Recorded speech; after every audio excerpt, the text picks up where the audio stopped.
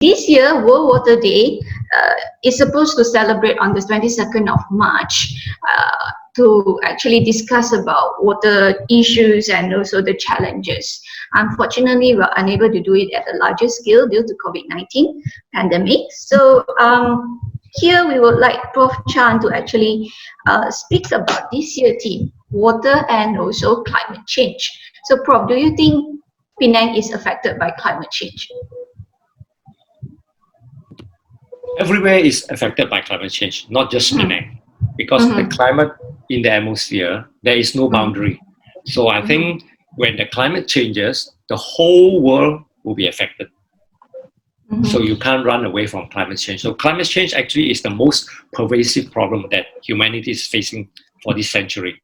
If you have an earthquake, it's localized. If you have a tsunami, it's localized. But climate change, whether you're Eskimo or you're Malaysian, you're Aussie, you're in England or whatever, everybody is affected unless you fly to another planet or go to the moon.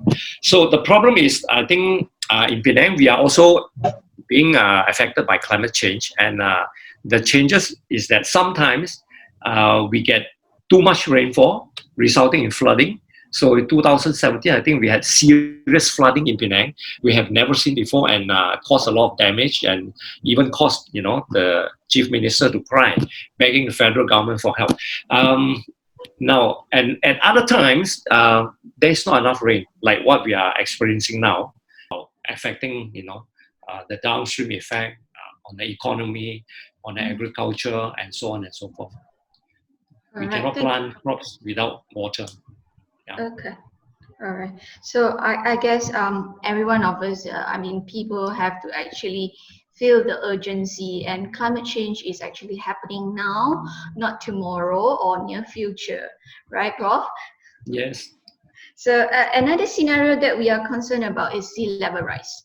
Okay, looking at Penang, the island part, as well as Sembang along the coastal area, do you think Penang is going to be affected by sea level rise? Meaning to say that what will happen if sea level rise is going to happen to Penang?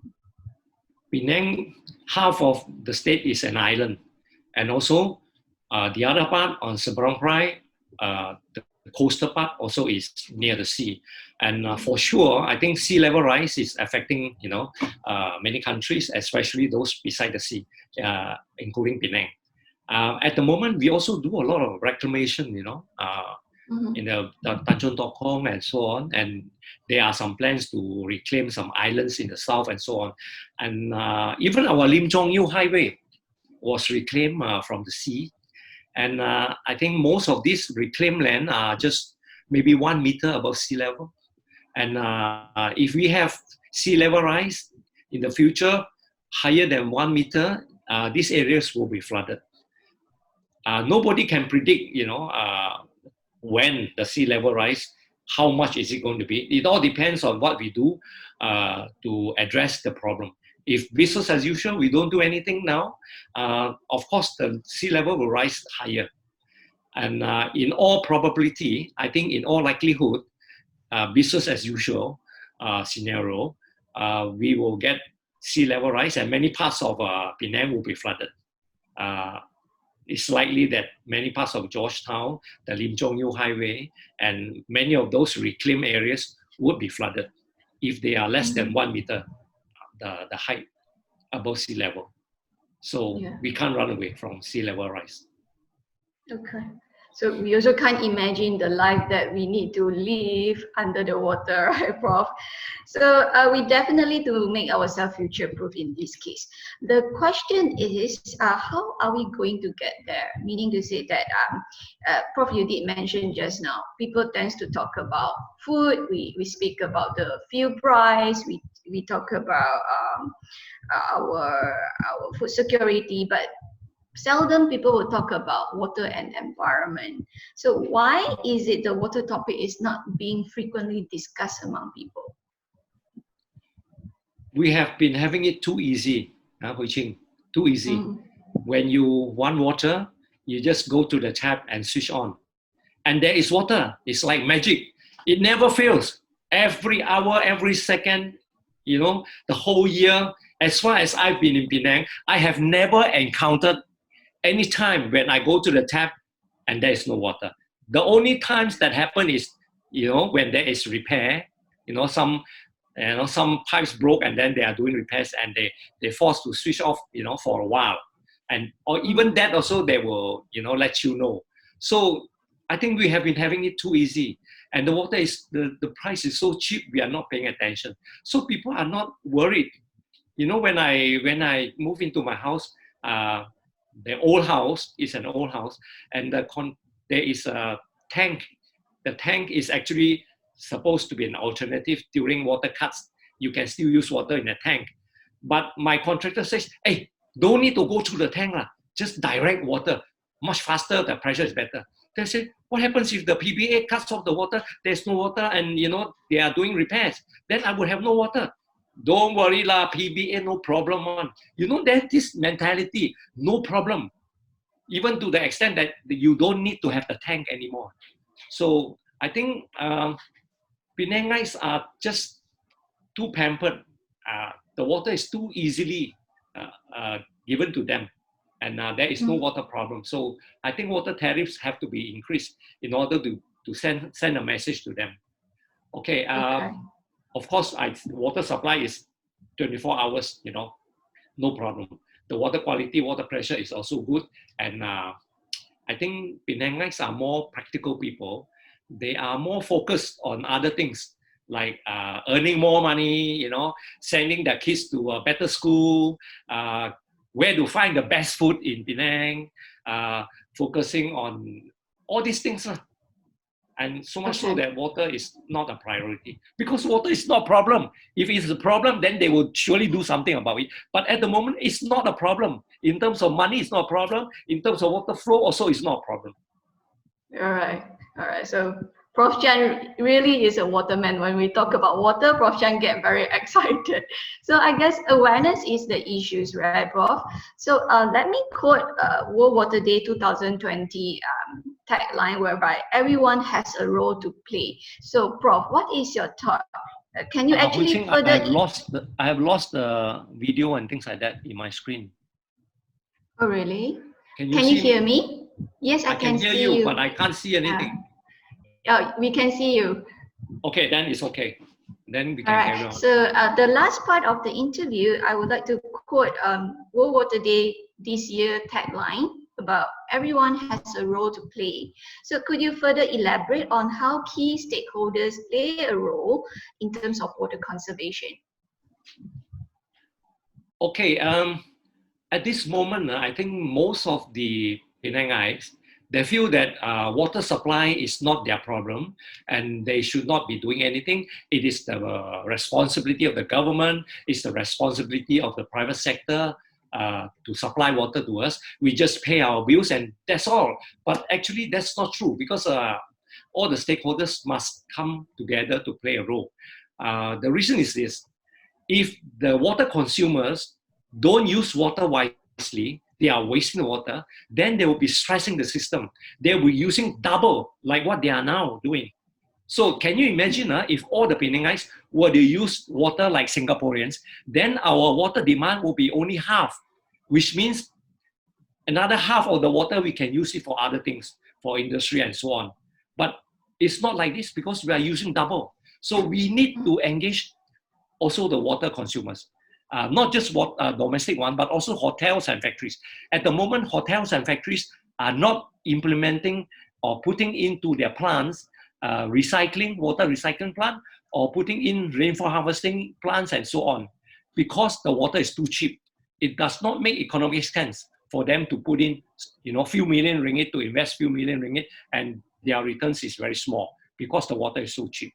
So, but if you increase the water tariff to a level whereby it makes economic sense, after 3-4 years of investment, they are making profits, they are making money. So then only the hotels and the factories will put in recycling plants, put in, rainfall harvesting plants and so on to augment their water supply. At the moment, they are not doing it. So what I mean stakeholders can come on board is people domestic water consumers, the hotels, the factories, the businesses, all of them can play a role.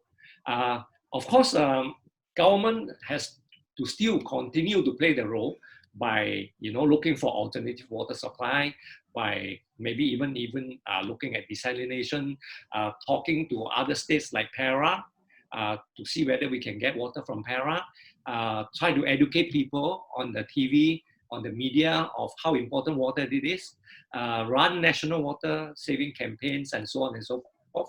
But they should use a celebrity, TV hosts or hostess to run it, not like people like you or me. Nobody will listen to you or me. Maybe they can put someone like Harif Iskandar, people will listen to him. So maybe the worst scenario is, if we want to discourage people from driving their cars into the town, into the city, they have a no car day, right? So people have to take public transport. Can we try to implement a no water day? This is a question I'm posing to them. Are we brave enough to do a no water day? When you do a no water day, you see how they turn off the tap and people will really suffer and they will really pay attention. Okay. And so, Prof, other than that, I think NGOs also have to play their part in educating the people. Yeah. Prof, can you hear me? Okay, got it back. Yeah. Okay, so I think I will skip the last question due to time constraint. So thank you, Prof, for all the insights sharing with us just now. So shall we move on to the Q&A session? Okay, I get some of the question from my teammate. So Prof, this is a question from Punita asking, is a comment from Punita saying that people need to know that water is finite source and why Penang keep the tariff so low. It gives the impression it's cheap and not important to be used cautiously. I think this one, Prof did address about this issue just now, right? Would you like to comment accordingly? The Penang, actually the PBA doesn't have the jurisdiction to fix the tariff. What they can do actually is to apply to SPAN, the National Water Service Commission. So PBA will apply to SPAN their new water tariff or whatever they want to increase. Then SPAN will notify them whether the application is being approved or not. So SPAN has a final say on water tariff. Okay. And of course, PBA also has to listen to the state government in terms of whether to increase the tariff or not. I think the state government has the final say whether we want to increase the tariff or not. So the reason is now the state is heavily subsidizing the domestic people. Just now I said the cost of treatment is 1 ringgit 30 cents per cubic meter. But they are charging domestic users only 22 cents per cubic meter. So imagine how much subsidies. Every year, the government is subsidizing the people. But of course, it's not from the government, it's from the industry. I told you just now there's a cross-subsidy from industry. We charge industry more, charge people less. All right. So thank you, Prof. The next question is from Daniel asking about how costly is rainwater harvesting compared to the desalination from salt water? Okay, Daniel, rainfall harvesting is only possible on a small to medium scale. It cannot be on the scale like desalination. So I think you cannot compare apple with a durian. But if everybody were to install rainfall harvesting unit, they can use it for washing, for general washing, flushing toilet, and so on. I think then it will substantially reduce their water demand from the PBA. Then this will help towards not stressing the system. But we cannot have rainfall harvesting on a large scale. That's the problem. So basically, it's a... You want to know the cost? Okay, I have 2 rainfall harvesting system installed in my house, one in the back and one in front. Each system is maximum about 300 liters of water. It's not very big. It's like a air conditioning unit by the side of the wall. But I use this water for gardening and for washing. And this has already reduced my water demand very much. And the cost of this one unit is about 2,000 something. It's just like the cost of an aircon. All right. Thank you, Prof. The third question is again from Punita. She was asking about the effectiveness of water saving devices. Yeah. If you can share about how effective it is. Okay. Water saving devices is the way forward. I think SPAN, I told you SPAN just now is the National Water Services Commission. They have already passed legislation and Penang has already followed. All new houses cannot use all the old system, all the old equipment anymore. One old equipment that wastes a lot of water is the flush. The traditional flush in old houses, every time you flush is 9 liters. One flush, 9 liters. Lots of water. But the new ones, flush just as good, is between 3 to 5 liters. So more than half the water is saved every time you flush. So can you imagine how much water you are saving? Every time you flush, 9 liters down the drain. But if you have a water saving flush, you are using only 3 to 4 liters. Half, 50%, you can save up to 50%. And then the shower, water saving shower, water saving faucet, so many other things, you can reduce the water. Okay, yeah. So apparently SPAN had actually regulated and make it compulsory for all the new premises, right, Prof? Yeah. Next question, we have a question from Mela asking about your opinion, Prof, on Penang readiness to adopt sponge city concept. Sponge city concept is more towards to address flooding rather than, and also not so much on water supply, but on flooding. I know Bangkok is doing that. Sponge city means the rain that falls, it will soak up, the city will soak up the water, and very little water will flow in the rivers to alleviate flooding.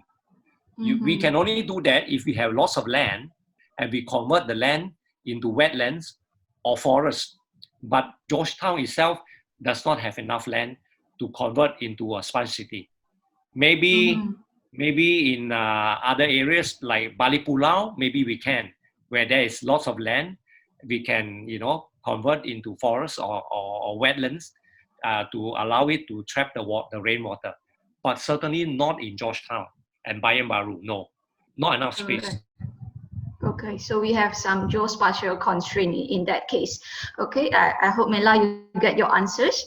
Next question, we have something posted by Dr. Lee. Okay, Prof, Dr. Lee was asking, are we going to use underground water? Because Prof mentioned that we're going to use water well.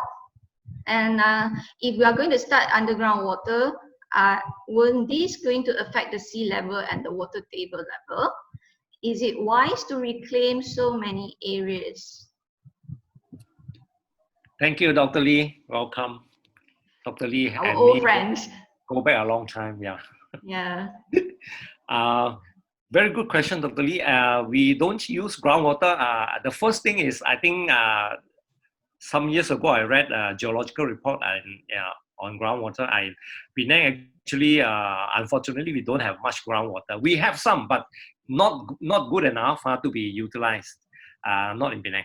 And also, we don't want to use the groundwater for a number of reasons. One is if you take out the water, then land subsidence will occur, like what is happening in Bangkok, you take out the water and then it's empty down there, the land will subside.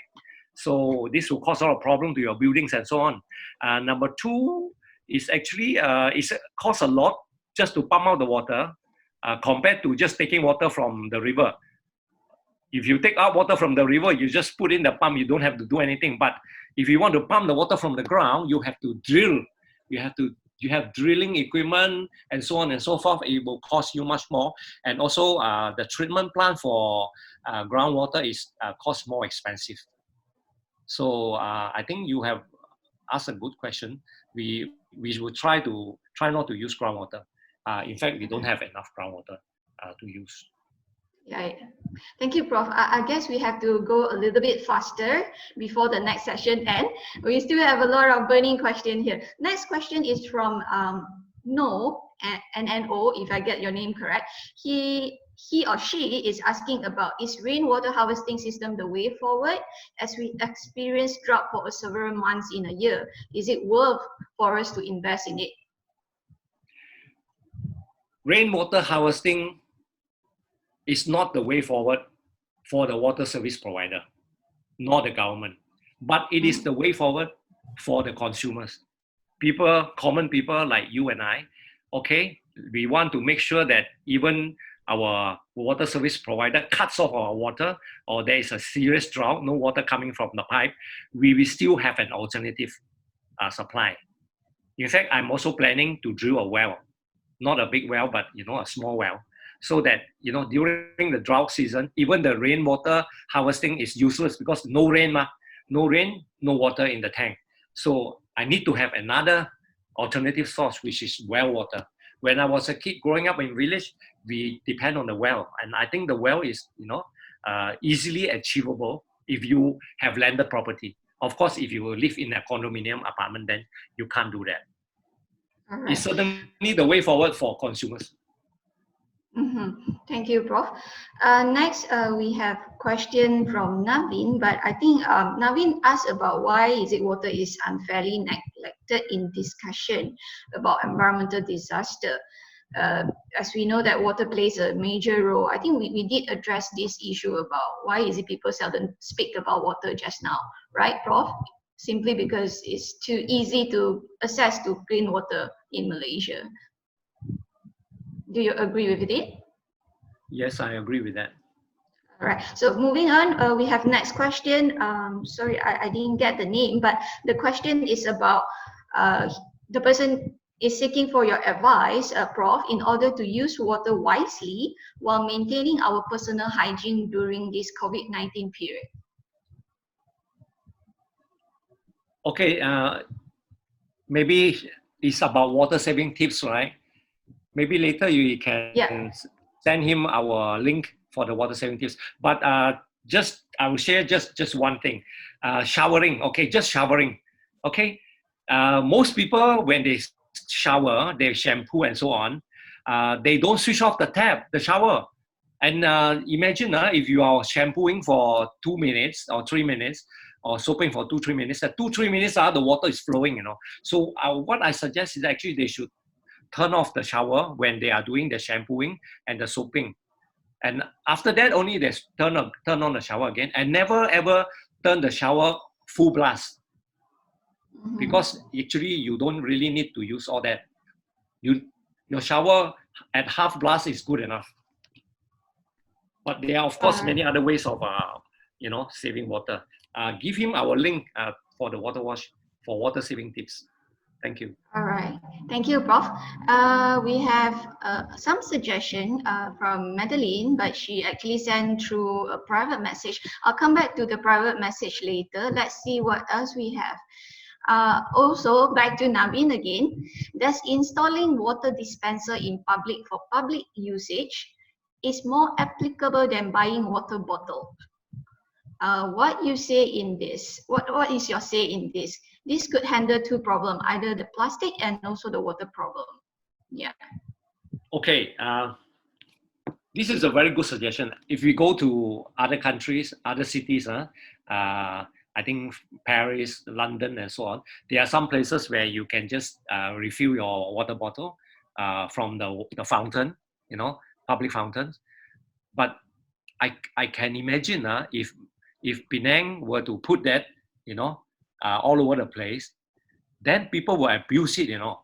They would not just fill up their water bottle, they would pipe it for their house usage. They would, and so on and so forth.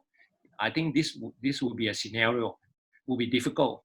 And who's going to pay the cost? I think maybe the Majlis Perbandaran, the city council would have to do that. But certainly it's a very good suggestion. Public places are like park, a youth park, and so on and so forth, where people exercise. I think you should have water fountains, for people to drink. Yeah. All right. Even in schools, we have that, right? Okay, yes. Okay, question from Madeline. She posted two questions. First, can we restore rainforest in Penang to have a backup river for water catchment? Second, is the contract with Sungai Perak already signed?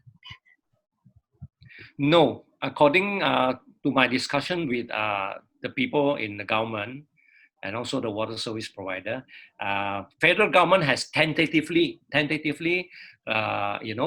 approved this, program, but it has not been implemented yet.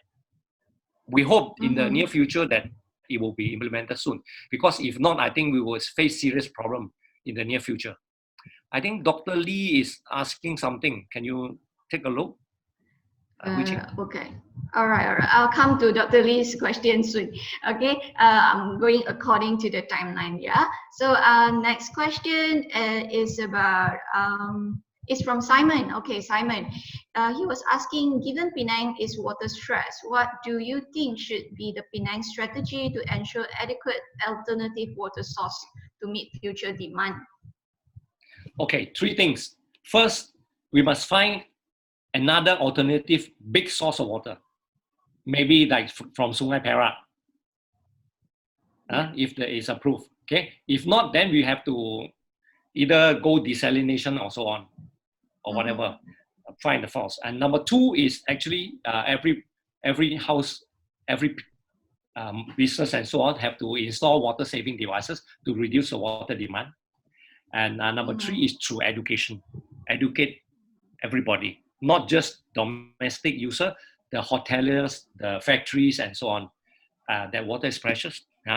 And of course, I think one more, the final one, of course, is to restructure the water tariff. Once we do that, I think we solve all the problems. Okay. So yeah, Prof, we can see from the chat box, quite a numbers of the audience actually support your no water day suggestion. In fact, some of them actually suggest no toilet day. Wow. Okay, following up, we have again question for Naveen about tracking of water usage by sectors in Penang. Is there any system tracking about water usage by sector in Penang? And for example, like agriculture or industrial, do we actually have any records? Which sector is consuming the highest? Of course, agriculture consumes the most water. I think on the average, 70% of raw water. I'm talking about raw water, okay? Not treated water. So agriculture use raw water. I think 70% of the water from the river is used by agriculture, and the other 30% actually industry and domestic, and only 30% is treated water. So yeah. So if we can tackle the agriculture problem also is good. I think Malaysians, we eat too much rice, and rice use a lot of water for their cultivation. So I'm not suggesting we change our diet, to something that is not rice. Maybe we can one day rice, one day no rice sort of thing. And don't depend too much on the rice. Diversify our food. Yeah. Because rice uses a lot of water. Yeah. All right. Last, before we go to the conclusion to end the Q&A session, we have one comment from Dr. Lee regarding education. Okay, Dr. Lee commented saying that educate people not to waste the resources. We have to educate people not to waste the resources. Increase the tariff too. Is Water Watch Penang and PGC going to have a big scale on education? We have always been doing education. I mean, this is something that we work with the school, with the Ministry of Education. We target the school children because many of our sponsors actually believe that we need to target them when they're young. With a young mind, you infuse something nice and good for them, they will have it for life. Of course, it's not just educating the young ones. I think everybody needs the education as well, including old people like me, medium-aged people like you. Everybody else needs the education to teach them about the importance of water and how to use water wisely and not to waste it generally. So it cuts across the board. But we're also suggesting that maybe in the school curriculum, more subjects should have, water inside them. For instance, for mathematics, we can put in some calculation that involves water, how many liters people use, and so on and so forth. But we also have the issue of water there. For geography, for science, put water there, and the water cycle, and so on. I think they generally have it in the science, but I think it's not enough. We should have more. Yeah. Yeah. Same thoughts here. Anyway, Prof, we have the last 5 minutes. I guess we have to put a stop here. We still have some comments, or in case I overlook any of the questions, I will forward it to Prof Chan, as well as you guys can also connect yourself with Prof Chan in case you have more questions. I've actually shared with every one of you. This is the contact details of Prof Chan. All right. And before we end the session today, I would like to have everyone to actually turn on your camera, and then shall we have a group photo? Yeah. Wow, is there enough space? Yeah, no problem. I think everyone can squeeze. All right. So this is Prof Chan's contact details, and also stay tuned for our next episode of Sembang in May. Hello, you Dr. can always Hong. reach us out from Penang Green Council Facebook or email us. Okay, is everyone ready? Okay, we still have, can we have a group photo, please? I only see 5 people, 6, even Jin Lee also not putting on her video.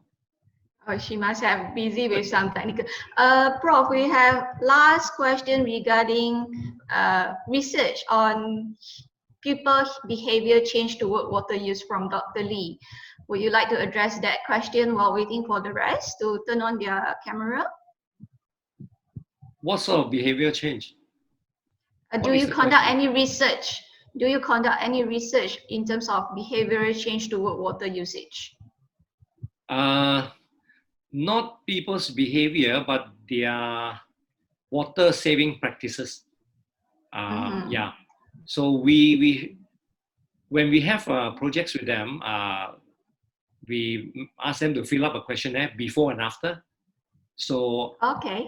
Yeah. So from the before and after, we can see that they have improved on their understanding and so on, and hopefully they will change their behavior. But actually, we never follow up with them. That's the problem. Most people attend, and then after that, they leave, and then we lose contact. I think we should follow up with them and see what they have done after the project. So thank you, Prof. So are we ready for the group photos? 3, 2, 1, cheese. All right, my team saying that, yeah, the camera, the photo has been done. Thank you, everyone. So thank you for your time, for spending with us this afternoon. I hope everyone have a fruitful session. Thank you very much. Thank you, Prof. Let's show our best hand hygiene during this COVID-19 period. Okay, stay home, stay safe. And save water, don't forget. Yeah, and save water and minum air swam to keep yourself healthy. Yeah. Till then, okay, bye-bye. See you again in the next episode. Take care and goodbye.